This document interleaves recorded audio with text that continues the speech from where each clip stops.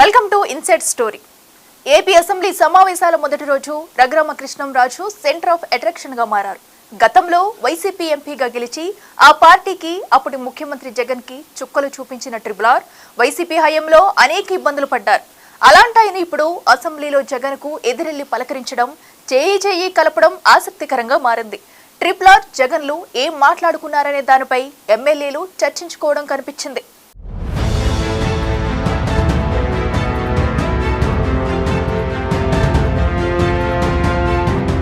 నరసాపురం ఎంపీగా గెలిచిన రఘురామకృష్ణంరాజు 5 ఏళ్ల కాలంలో తన సెగ్మెంట్ కి చాలా కాలం దూరమయ్యారు. 2019లో గెలిచి గెలవగానే జగన్ పాలనపై యుద్ధం ప్రకటించిన ట్రిపుల్ కి సొంత నియోజకవర్గంలో అడుగుపెట్టే పరిస్థితి లేకుండా చేసింది అప్పటి జగన్ ప్రభుత్వం.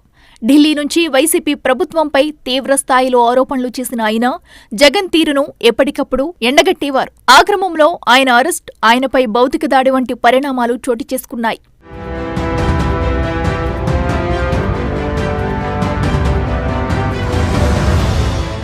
అప్పట్లోనే తనపై దాడి గురించి కోర్టుకెక్కిన రఘురాముడు సిఐడి అరెస్టు చేసి తనపై థర్డ్ డిగ్రీ ప్రయోగించారని, చంపేందుకు ప్రయత్నించారంటూ వైసీపీ ప్రభుత్వంపై సంచలన ఆరోపణలు చేశారు. ఇక 2024 ఎన్నికలకు కొద్ది రోజుల ముందు టీడీపీలో చేరిన ఆయన ఉండి నుంచి ఎమ్మెల్యేగా పోటీ చేసి గెలుపొందారు. తర్వాత తనపై హత్యాయత్నం చేశారని సిఐడి అధికారులు అప్పటి సీఎం జగన్ పై గుంటూరు పోలీస్ స్టేషన్లో కేసు పెట్టి కలకలం రేపారు. తాజాగా జగన్ కు ప్రతిపక్ష హోదా కూడా లేకుండా పోయింది.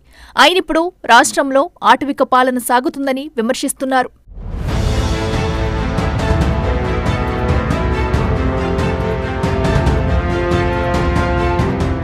జగన్ వైఖరిపై ట్రిపుల్ తాజాగా మళ్లీ ఫైర్ అయ్యారు.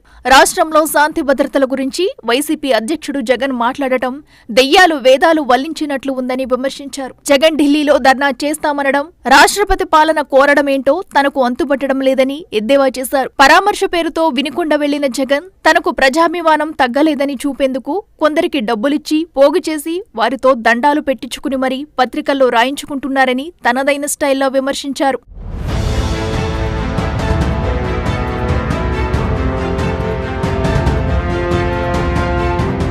జగన్ అంటే ఒంటికాలపై లెగిసే రఘురాముడు ఏపీ అసెంబ్లీ సమావేశాల మొదటి రోజున తనలోని మరో యాంగిల్ ని చూపించారు.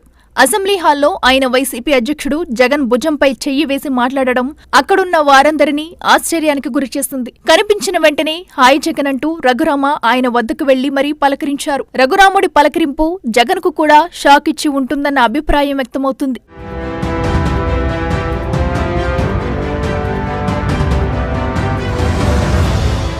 అసెంబ్లీలో మరోసారి కూడా వారిద్దరూ ఒకరికొకరు ఎదురుపడ్డారు. రెండోసారి కలిసినప్పుడు రోజు అసెంబ్లీకి రమ్మని జగన్ ని రఘురామ కోరారట. రెగ్యులర్ గా వస్తాను, మీరే చూస్తారు గాని జగన్ వినమ్రంగా చెప్పారు. ఒక రకంగా ప్రతిపక్షం అసెంబ్లీలో ఉంటేనే సమావేశాలు మజాగా ఉంటాయన్నట్టుగా రఘురామ మాట్లాడారట. జగన్ చేతిలో చేయి వేసి మరీ ఆయన అంత సౌమ్యంగా మాట్లాడటం అక్కడున్న అందరిలో ఆసక్తి రేకెత్తించింది.